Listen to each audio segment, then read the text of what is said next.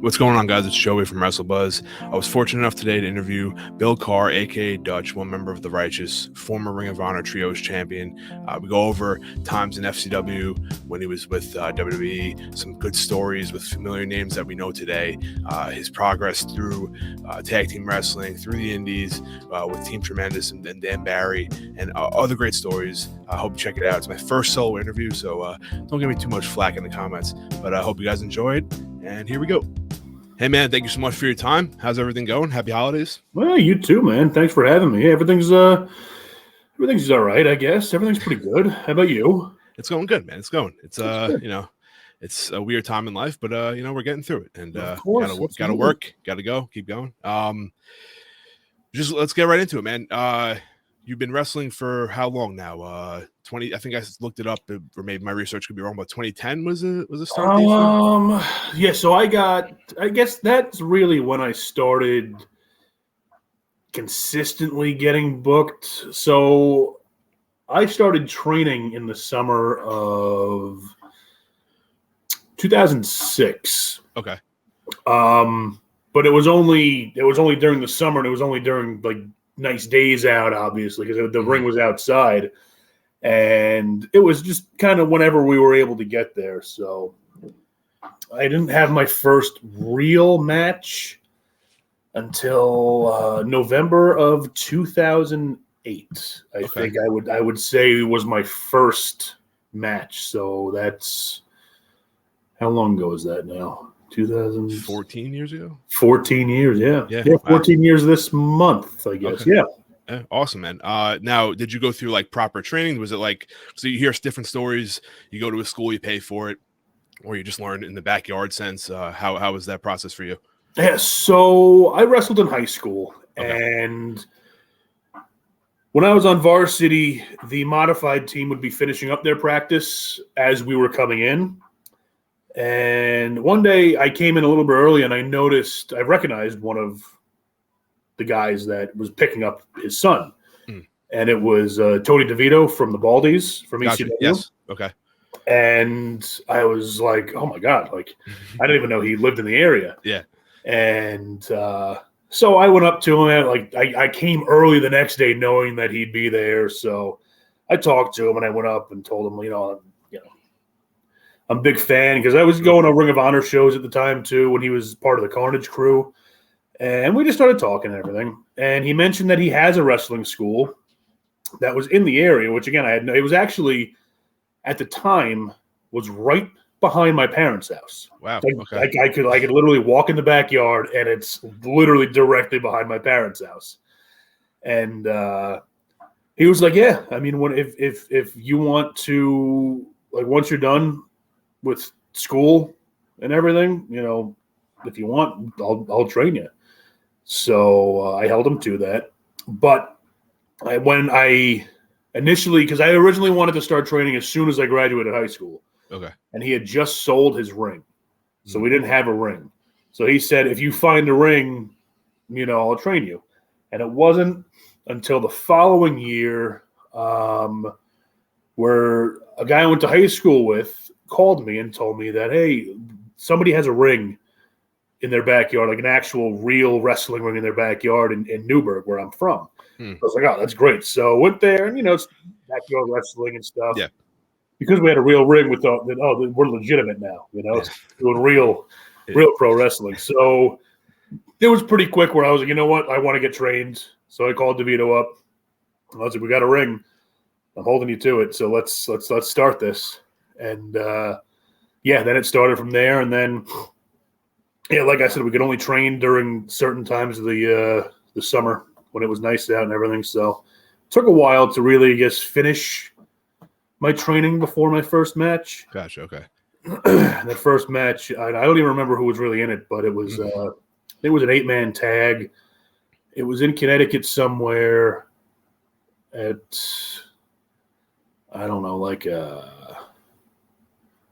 town hall center where like you have like communion parties and stuff like that. Of course, yeah. That's where they happen a lot, I guess, right? Yeah. The usual place. Of course, yeah. Yeah, so I guess, yeah.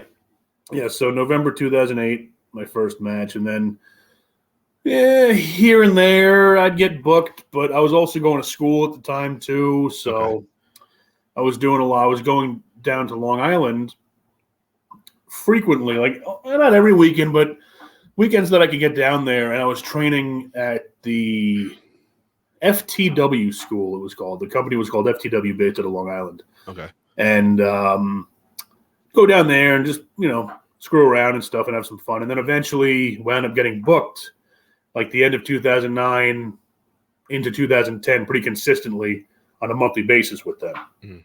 And it was pretty shortly after that. Was it March or April of 2010? I wound up getting signed by WWE, so it was pretty quick.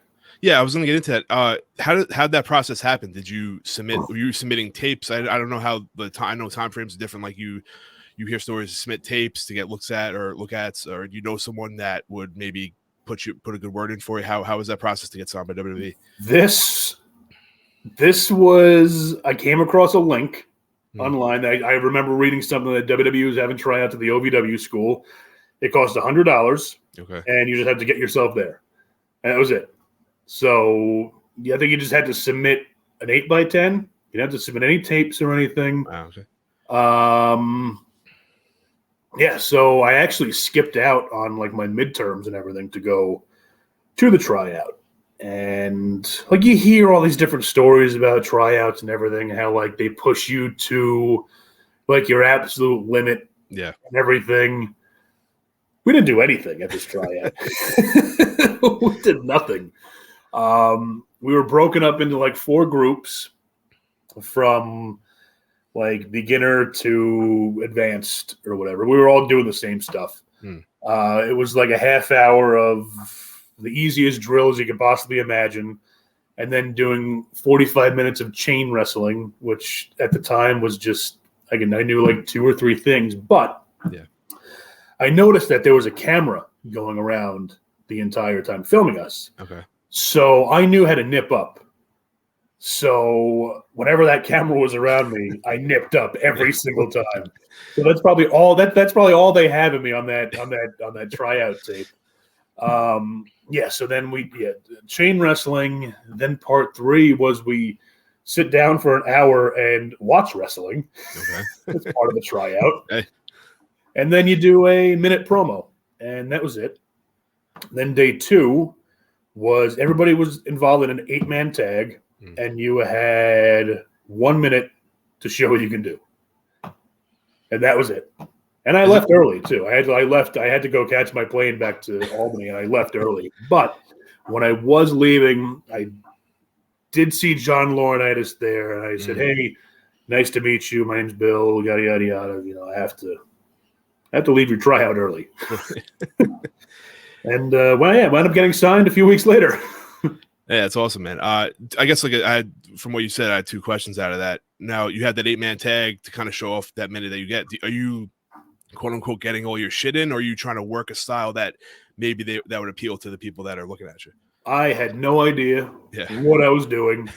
I did pretty much the same thing I did while I was chain wrestling. Okay. Maybe threw a punch and a kick, maybe a DDT and a nip up. Okay. And that was it. That's what got me hired. Hey, man. Do you remember any people that were with you during that tryout that maybe are still around today, or any notable names? I wish I did. And like I said, I know that it was filmed, so I know that video is around somewhere. And if anybody knows where it is, I'd love to watch it. But the guy that I was paired up with, who I was chain wrestling with, I picked him because he looked in good shape. So I figured if I'm with a guy who looks like a wrestler, like looks like the WWE type that they're looking for, maybe that would showcase me a little bit more. And he wound up not getting an offer, but he was trained by Jon Moxley. Oh, wow. And when I was down in FCW, I later learned that from him when we were talking, and he asked me what tryout I went to and everything. And I told him who I was with, and he was like, "Oh, that's insane! Like I trained him, and I trained him specifically for that tryout." I was like, "Oh, that's pretty crazy. That's crazy." Yeah. And now, so you're with FCW after this. You get the contract. that was for a year, I want to say, from what I looked up. Or so it was. I signed a 3-year contract, but I was released. I was there for about a year and a half or so. I got hired in April of 2010, and then released at the end of August in 2011. Yeah, so about a year and a half, I'd say. And you mentioned Mox, like the time frame you were there, you were with notably a lot of guys that are big stars today: Roman, Seth, Moxley, Bray. How do you have any good stories from just spending time with them down there? Do you still stay in touch with them? How is that? I still stay in touch with pretty much all of them. I talk to Rollins pretty much on a consistent basis. You know, me and him, we hit it off like right away. Because he was one of when I got hired, they were still hiring like football players and bodybuilders and stuff. But Rollins was the first guy that had the indie buzz behind him that they hired. Yeah. And I was always a fan of his beforehand. So when he came in, like you could tell that everybody was like intimidated or like mad that he was there, because here's this guy who's coming in right now looking to steal the top spot, which rightfully so. Sure. Yep. So he was kind of like alone for a little while. So I was like, yeah, you know what? He probably doesn't care, but you know, I feel bad. So I went over and started talking to him, and I was like, hey, like we have this show tonight. If you want to ride with me, like you're more than welcome. So he, you know, took me up on the offer, and like the rest is history. But the car rides were great because it was me, Rollins, Xavier Woods, Moxley when he got signed later on, and the original was me, Seth, and Xavier Woods. Okay. Then Juice Robinson came along, and then Moxley came along. So that was the car ride once everybody was all together, and we had some great times. There's probably so Moxley just wrote his book not too long ago. Yeah, I actually have it. I haven't gotten to read it yet, but I do have it. Yeah. So I was really looking forward to some of the stories that he would tell in this book. And right off the bat, one of the first things he says is like, I'm not going to tell any stories from FCW because it will incriminate some people that were involved in these stories. So I'm like, damn it. But I will tell you his first day, I'll tell this story. His first day in FCW, we had a show, house show somewhere.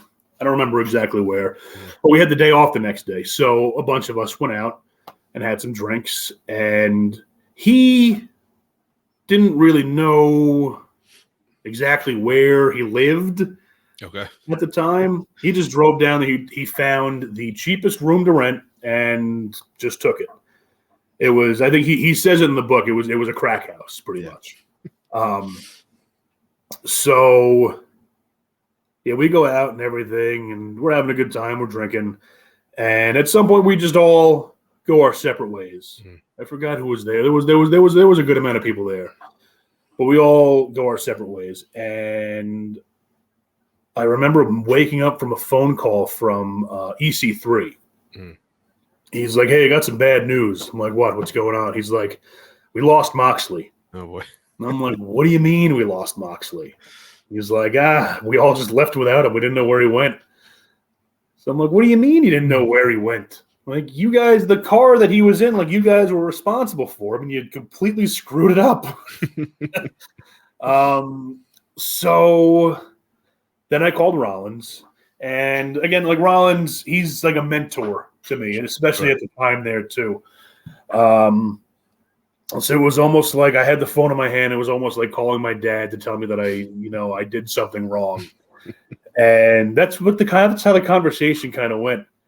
As I told him, I'm like, I got some bad news. I guess we lost Moxley last night. And his response was like, I'm so disappointed in you. And I'm like, oh my God. That's gonna feel bad. Yeah. So then he's like, you got to go find him. And then I was like, well, I got pretty drunk last night and don't know where my car is, so you got to come pick me up.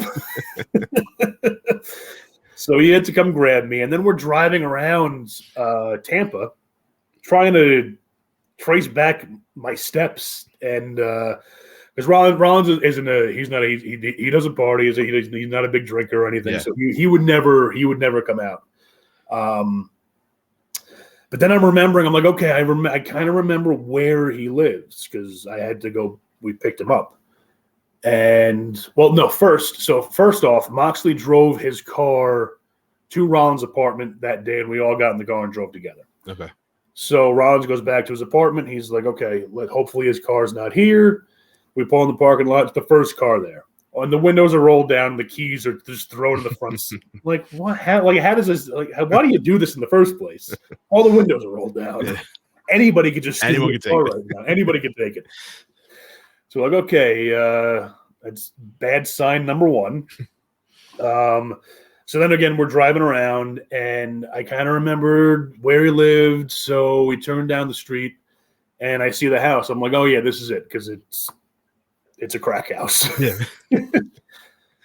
So there's no cars in the driveway, and I get out of the car and walk up to the front door, and the front door is kicked in. And I'm like, oh no. So I go in the house, and there is no sign of Moxley or anybody. Oh boy. So I'm like, oh my God, this is bad. This is really bad. So then we go back to Rollins' apartment, and we're trying to figure out, like, what do we do? And he's like, no, it's like, what do you do? You're responsible for this. I have nothing to do with this.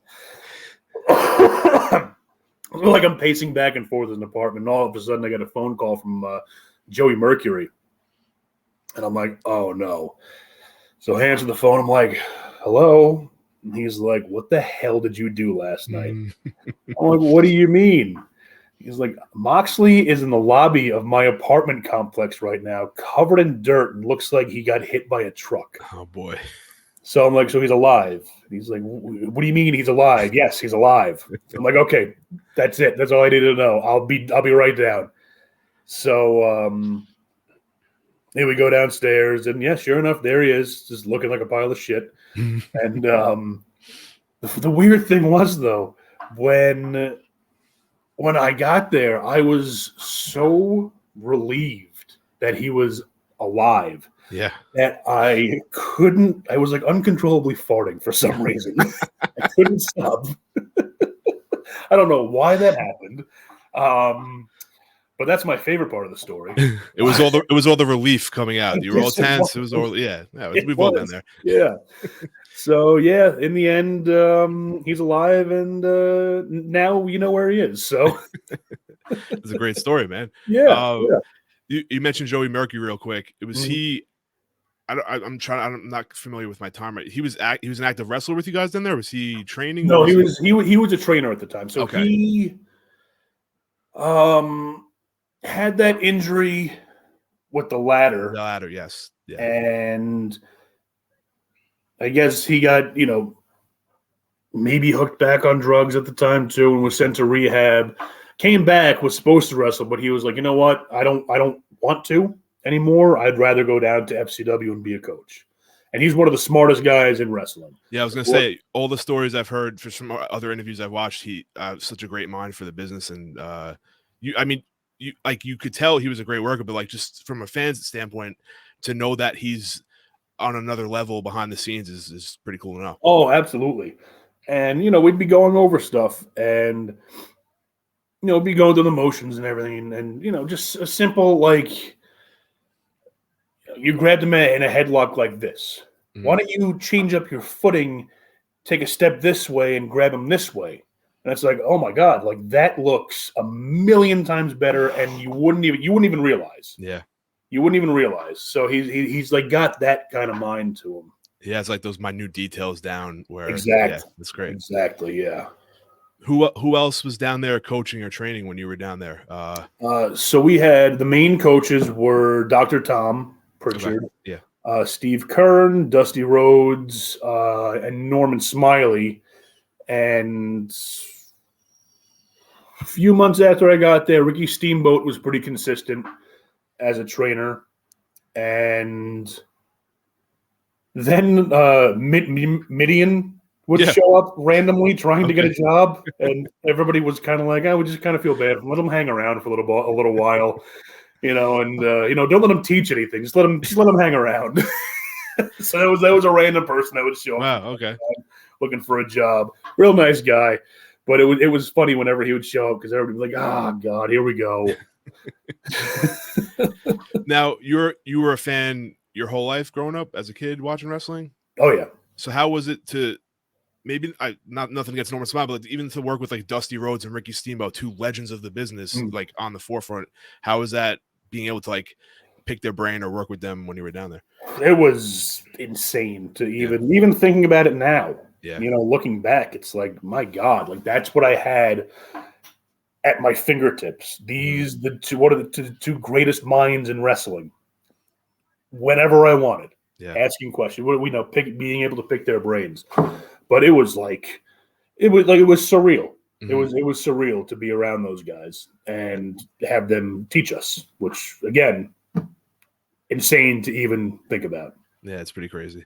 Yeah. There was the FCW documentary that came out on the WWE network. Did you happen to catch that at all when it came out? I did. Yeah. Did it kind of give the good shot behind the scenes? Did they kind of, maybe not tell everything, but did it give like a good representation of what you guys experienced down there when it was? Oh, absolutely. Yeah. Because compared to the Performance Center now, which I haven't been to, but you see videos and pictures and stuff, and it's like, I compare it to Rocky IV.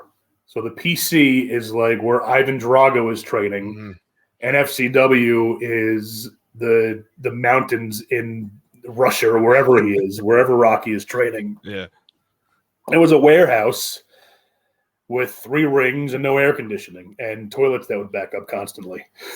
Yeah, I remember them mentioning stuff like that on the documentary. It's pretty crazy to see where it came to now, for where you guys were at training 10, 15 years ago. It's pretty wild. Yeah. I'd be remiss not to ask you, because I've heard the High Spots interview with you about your release. Can you just you don't have to go through the whole story, but just not to bring up a negative time in your life, but just to kind of, that story you told was pretty epic, that the way you went through that. Absolutely. Yeah. So originally it was me, Rollins, and Moxley. We were getting something to eat. And it was a day off. It was a rare Friday that we had off. So we went to the beach and we noticed while we were eating that main roster cuts were happening. Now, when main roster cuts happen, developmental cuts normally never took place. So we're like, okay, like we're all in the clear, we're good. Sucks for these guys, but it is what it is. So then we go out on the beach, hanging out, and I think we were in. A few of us went in the water and everything, and all of a sudden, a bunch of cop cars show up on the beach, telling us to get out. And oh my God, what do we do? And they put us in handcuffs. Jeez. And said that we were on private property and that we were drinking in the ocean, which wasn't true. We were on private property, I guess, but we had no clue. But they put us in handcuffs and gave us all tickets. Then they took us out of the cuffs, obviously, and they're like, "Oh yeah, by the way, you were also being circled by tiger sharks were in the area." So it's like, "Oh my God, thanks, I guess, for getting us out." Yeah. So yeah, right then and there, just got handcuffed and got a $250 ticket for swimming, and get back to where our seats are. And then Rollins, of course, was the only one who was not involved in getting arrested. So we go back to our chairs and stuff. We're sitting down, telling the story, what happened, how pissed off I was. Then all of a sudden, I look down at my phone. It's a private number, and I'm like, "Oh no! This is one of two things. This is either my parents calling me, or I'm about to get fired." Yeah. So I answer the phone. I'm like, "Hello," and it was somebody. "This is so and so from WWE. We want to put you on a conference call with John Laurinaitis." My response was, "Fuck, okay." And then, so then he's like, "Yeah, we're unfortunately we have to release you. We love your work and everything." And at this time, they had been telling me what to do on a weekly basis. Dye your hair, cut your hair, wear trunks, do this, talk like this, and I was one of the only people that they were sending these emails to every week. Okay. So I'm doing everything that they tell me to do for over a year straight. And so he's telling me, he's like, we love your work, all this and that. If we want you back 3 months, 6 months, 9 months, a year, we want you back. So I'm like, well, why are you firing me then?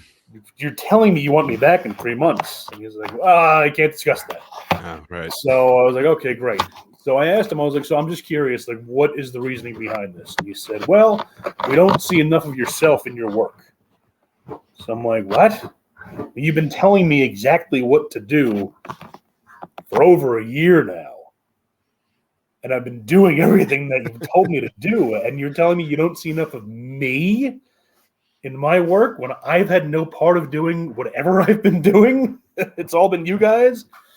So it was weird. I mean, it was all, and then he told me to give him a call whenever I wanted, like, extra work or whatever. So again, called him and no answer, no response. Started doing extra work and saw him and just, like, blew me off. So I was like, oh, okay, wonderful. That's where we are. Yeah. So it wasn't the last time you did go back and do extra work after the release for them? Oh, yeah. It was like it was pretty short after, because like he said, he's like 3 months. So yeah, I was like, all right, I'm going to give it 3 months, and then I'm going to go back. Yeah, just start doing extra work, and nothing came. I did extra work a few times over the years for them, And that happens when they come locally to your area, or do you venture out to them no, whenever they were in New York, I would for television or pay-per-view, I would usually do extra work. So all right, cool. Yeah. So post WWE, I think this may be my own personal opinion, but you're until today, your current stuff, your most notable stuff is Team Tremendous with Dan Barry. Mm-hmm. Is that a friendship you had before, and then you guys worked out something to get into a tag team together? How'd that come about? Yeah. So one of I think the first show I did for FTW down in Long Island, I showed up and I was wearing a suit and a tie and everything, because that's how I was told, like, show up, looking presentable, no matter what kind of show it is. Right. And I get there, and of course I'm the only one that's dressed like that. And I show up like extra early, like when the ring crew is there. And Dan lived locally, so he was there too. And he came over to me. He was like, "You don't belong here. Like, let's go to the bar." So we went to the bar, my first show for this company, and we became friends like immediately. Okay. And then again, I got hired pretty quickly after that. And when I got released, he was the first person I called. I'm like, hey, like, let's do something. Yeah. So we were doing 6-man stuff at first, because we had another guy named Ken Scampy. Okay. Who was part of Team. He was the original Team Tremendous. Okay. All right. And then he left wrestling shortly after that, and that's when we were like, okay, we got to figure out something to do now. And I was also teaming with Bull James at the time too. Yes. Okay. And because I was in my mind, I'm like, okay, like, got to try to be like a serious wrestler and do all this and that. And Dan brought up we were doing a Halloween show for interspecies wrestling. Okay. And he's like, why don't we dress up like 80s detectives? And I was like, I don't know. I kind of, if anybody sees this, I don't know how they're going to take it if I'm trying to get my job back. He's like, it'll just be one time. I was like, okay, we'll do it once. So we do it, and the reaction that we got was insane. Yeah. And we got to the back, and we were like, well, I guess this is what we're doing from now on then. And then it just snowballed from there. Yeah, I think it was some good stuff. I just going back and watching matches on YouTube. It was I was shocked that maybe I don't know how the communication was with other companies, that you guys didn't venture out to maybe like a major company at the time, like whether it was TNA or go back or even get a tryout or go back to WWE with you two. I thought it worked, and places that were maybe even had like TV were kind of missing out on tag teams like you guys. It was kind of rare that you saw like a tag team like that. And was there ever any looks from other companies that maybe gave you guys a shout, or did you guys reach out? We did Impact a few times. Okay. But nothing ever came from it. WWE, I never heard anything from them. But I mean, we were having a fun time. Sure. You know, we were working matches that, you know, working the Young Bucks and Red Dragon, War Machine, all these top guys, you know. So at the time, we were like, we don't really necessarily need a look from anybody because we're having all these matches that we've been wanting for a long time right now anyway. So let's just have fun with this. So I think we actually did like one of those off pay-per-views for TNA. Okay. I did like those one night onlys. Yes. Okay. Yeah. Yeah. So we did one of those, and that's actually a funny story too. So we have, I think, 17 minutes for our match. All right. And it's me and Dan against this team called the New Heavenly Bodies. Justin Carino and I forgot the other guy's name, but they're really good. Okay. Really good guys. And it took place in Binghamton. And the referee that they were using was not a TNA referee. It was a local guy. So we're like halfway into the match, and the referee, we look over to him. He's like, "How much time do we have?" And he says, you guys got to go home. Go home." So I'm like, "Oh shit! Like, what did we do? Like, the match has been going good. Like, did we make somebody mad?" So we go home quick, and that's when I realized that the referee, after the match was over, I realized the referee never even had his earpiece in the first place. So we get to the back, and Sanjay Dutt was the producer at the time, and he's standing there. He's like, "What was that? You guys had like 10 more minutes to go." And I'm like, "He told us to go home." He's like, "I never said that." And I look at him, and the referee is like, "You know, the crowd was really into it. I just figured you couldn't get any higher than that." Oh boy! And then I had to be like walked away from this guy because I wanted to eat his throat. And and then nothing came from Impact after that because we went 10 minutes short. So yeah, what time frame was that around? About what year? Do you remember? That was maybe 2017 or 18. Okay, I think. So it was rather recent. It was not too long ago. Yeah, no, not too long. You mentioned the Young Bucks, Red Dragon. You guys did work PWG as well, right? I believe. Yes. Was it more than once? So because I remember seeing one match you guys going over. I'm not sure how many times you guys. Yeah, we were there twice. We did the DDT4 tournament where we wrestled the Beaver Boys of John Silver and Alex Reynolds, and we were the opener. And we were told, like, you know, PWG, every match, you go all out. Mm-hmm. So the opener, you know, it's a great spot to be on the card because you set the tone for the rest of the show. But, again, it's PWG, and we were told, like, you guys got to impress. Mm-hmm. So we went out there and wrestled for, like, 25 minutes and did everything that we could. But it worked. We get to the back, and I think Roderick Strong was like, "Man, we got like an hour left now." I'm like, "Oh, sorry." It was, and we wrestled. We went back one more time and wrestled Candice LeRae and another guy who was tagging with her at the time. Yeah, another guy.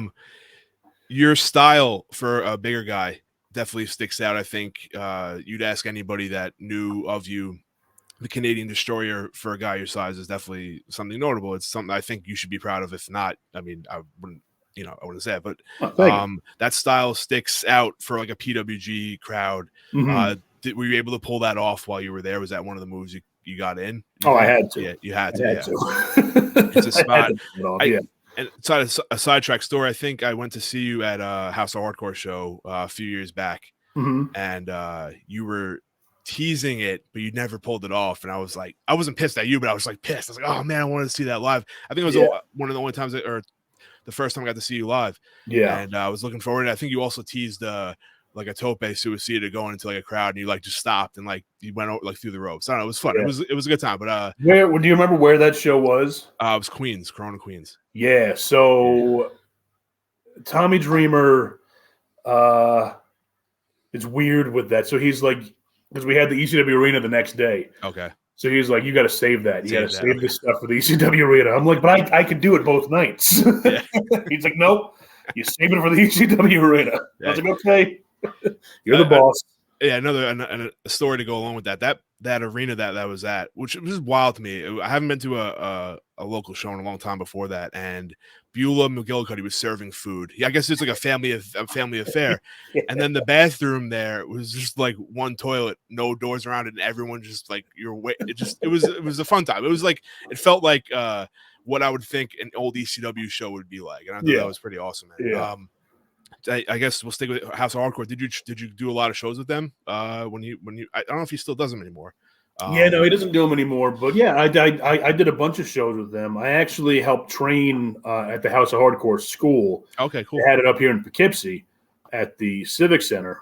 So I would come by from time to time and help out and everything. And I think because I knew Tommy for a long time, he never really saw me work. But once I started going there, and he'd show up consistently, so after that, he started booking me with it. He started booking me by myself without Dan first. I kept telling him, hey, like I do the tag team thing, and we're pretty over. Why don't you just put us on the shows? And he was like, I don't know. I don't know you guys. Like, just trust me. It'll work. Yeah. I think the first match that we were together, it was a 6-man. It was me, Dan, and Little Guido against I don't remember the other 3. Okay. Maybe it might have been Vic Delicious, Hale Collins, and Anthony Green, I think. But after that match, we went to the back, and Dreamer pulled us aside. He's like, you guys don't even need to ask to get booked. Just show up, and we'll get you on the show anyway. That's awesome, man. So I'm like, okay, sounds good. I'm sorry. Were you a fan of ECW growing up? Because I think we're around the same age. I think we're that time frame was. I mean, Attitude Era ECW was all there for us. Oh, absolutely. Yeah. And I grew up, I was born in Brooklyn, and I lived there for a few years. But I'd go down almost every other weekend to visit my grandparents and everything. So I'd be at my grandfather's house and 2:00 in the morning on MSG or what is it, New York 55. Yeah. ECW would come on, and it was awesome. And I also remember seeing on like local cable access channels, there would be like some underground like deathmatch wrestling and stuff too, which I thought was pretty cool. Yeah. But yeah, that kind of I loved ECW. Loved it. It was great. It was that alternative that, I mean, you grew up with WCW and WWF. Yeah. And then you had that. It was on at a late at night, so it felt cool watching it as a kid growing up. So I think I don't know, it was awesome, man. It was a good time. So wrestling in House of Hardcore, that was like, I guess, the closest thing you could be to wrestling especially Tommy running it. It's probably the closest thing you probably get to an ECW show, I guess. Oh, absolutely. Yeah. Especially in the arena and everything. And if it's in the arena, people are going to chant ECW for whatever happens anyway. So to get an ECW chant during one of my matches, I thought was pretty awesome in the ECW arena. So I thought that was pretty cool. It's got to be a bucket list thing for you, right? Oh, 100%. Yeah. All right, so let's go a little more current now. Do you guys still go by The Righteous as The Righteous? Do you guys still a tandem currently with Vincent and Tyler? Yeah. Okay. Still for as much as we can. The thing that sucks is that we all live in different parts of the country, so it's hard for us to be in one place together at the same time. And with like flights and everything's so expensive now that to get us all in one place, you're gonna have to fly. That's 3 flights for one match. So a lot of promoters won't do that. So it's tough to get us all in one place at the same time. But we're trying. Of course. To the start of you joining the Righteous. I think it was they already had the group going before you came along. Correct me if I'm wrong. Yes. In Ring of Honor, you showed up in a match with Vincent and Taven. Mm-hmm. And I think when I saw that, like I saw you as a character from Team Tremendous, where the cop outfit, the suit, and me being a big horror fan. I was already driven towards Vincent because that character was just right up my alley. And then you come along and it kind of just like it was almost like the final piece of that puzzle, in my opinion. How'd that come together? Again, I'm going to ask a similar question. Were you friends with or acquaintances with Vincent before this, or is it kind of just Ring of Honor reached out to you, wanted to bring you in type of thing? And that's what happened. So I was friends with Vinny for, we weren't like close. We knew each other. Okay. And I would go to this horror convention called Monster Mania in southern New Jersey for a while. It's awesome. I love it. It's great. Yeah. Yeah. And my buddy Hale, me and him would go together, and he said, "Hey, Vinny Marseglia is going to come along." Is that cool? I'm like, "Yeah, absolutely." So he came, and we hit it off immediately. And I think that first weekend that we hung out, we actually started discussing stuff for me to join the Righteous. And this is 2019, I think, maybe even earlier than that. So, we're talking here and there and everything, texting back and forth for a while. And I think the plan was to try to get me in right after Bateman. Okay. In Final Battle of 2019. I was supposed to be there, but they held off. And then COVID hit. So that was canceled or postponed for a bit. And it wasn't until 2021. I don't know, these past 3 years have been an absolute blur. I'm with you. 100%. Yeah. So the anniversary show 2021 is when I debuted. So it was supposed to happen earlier, but it didn't. And COVID really screwed it up for wrestling in general. So when shows started coming back, it was like the GCW, the younger crowd, the newer crowd, or not crowd, the newer talent and everything that was starting to come back. And me and Dan weren't getting as many calls as we previously were. And it's not that we were forgotten about or it's ran its course. It was just like, new people coming along, and there's spots to be filled now that wrestling was shut down for 8 months. It's like everything's canceled now, so we're going to restart. So everybody's going to fight for their spot. And so once that started happening, that's when Ring of Honor reached out to me again. And I was like, okay, so it's kind of at a good time. Me and Dan aren't really doing too much right now, so I got this going for me now. Yeah. So, and that's kind of how that happened. And I think you came in and was it a cinematic match that they were kind of doing with them? I remember seeing, or at least, yeah. And I thought that was awesome. I think that during the pandemic, we kind of got exposed, we got an influx of cinematic matches. Yeah.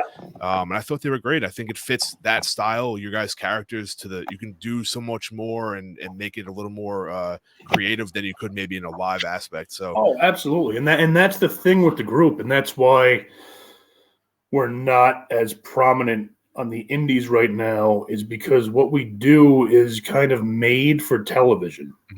You can't really follow us doing indies because it's like we can't do what we want to do. We can't get everything out there in 15 minutes. Yeah. And then never be seen for another 8 months. It's real hard to do. So that kind of it's like a blessing and a curse. Yeah. Because like I said, everything that we're doing is made for television, and the stuff that we are doing is good. And, I really hope that one day, hopefully soon, that, we're able to, show the world what we can actually do instead of being, Ring of Honor was great and everything. But man, being in those empty arenas is just. It's got to be the hardest thing, right? It really is. Yeah. It really, really is. Because you're playing to nobody. Mm-hmm.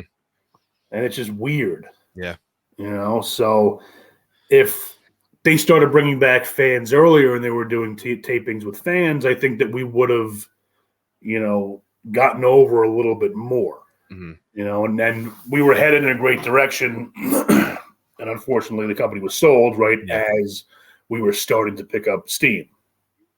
So company was sold. Everyone knows Tony Khan picked it up. You guys got the TV match, the pay-per-view match against Dalton Castle and the boys. Was there any talks with Tony Khan about maybe keeping you guys around for that Ring of whatever he's going to do with Ring of Honor, or was it never even discussed? How did that work? So I don't think anybody really knows what's going on with Ring of Honor right now. We talked a little bit, but they said, we'll let you know, once we figure everything out. But I think that it's a lot to juggle all this stuff for one guy. Sure. Because they got, 2 weekly television shows plus Dark and Elevation. So that's 4 shows. That's 4 AEW shows in a week. And taking on a brand new company and trying to start over said company, it's tough to do. So, we're just kind of playing the waiting game right now, but I think something will come eventually. Yeah. Me as a fan of you guys, I hope that as well. I think you guys deserve the TV time and the exposure more or less than anything. I guess one of my final questions is and you kind of answered it there, like what is the future for Dutch or Bill Carr? What do you think you see happening in the next few months? To just continue to work and wait for a call, or what are you guys pushing for something to happen? Yeah, I mean, I think you'll be seeing us sooner than later. I hope. We'll see. Yeah, I mean, obviously, a lot of things come out on the internet. Things are talked, and you guys kind of play it off yourself. I kind of want to ask. I mean, you and Vincent, obviously, with the post on Instagram and Twitter, you throw things in there, you get people talking. Like myself, I'm a huge Bray Wyatt fan. I think there's a connection there. I'm not saying you don't have to answer anything, but there's definitely some sort of buzz behind that.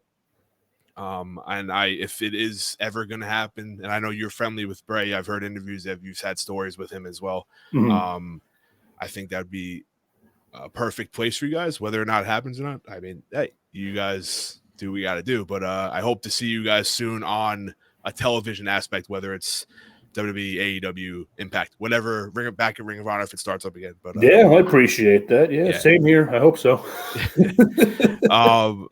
Last question for you. It's a 2-parter. I probably could have gave you this before the show so you can prepare for it. Mount Rushmore of wrestlers, and you're a big horror fan. I know that. Mount Rushmore of horror movies. Okay, so wrestlers, personal favorites. Yeah. Okay. Yeah. Hogan, Stone Cold, Jerry Lynn, and Stan Hansen. Wow. Like that. Stan Hansen, I mean, it's eclectic group. Yeah. Jerry Lynn RVD matches from ECW. Amazing. So Stone Cold and Hogan speak for themselves. So good. And then for horror movies, Mount Rushmore horror movies. See, this is tough because you can ask me this question tomorrow and it could be completely different. So for Texas Chainsaw Massacre is always in my top 5. Original Texas Chainsaw Massacre. Lost Boys. Great. We'll go with.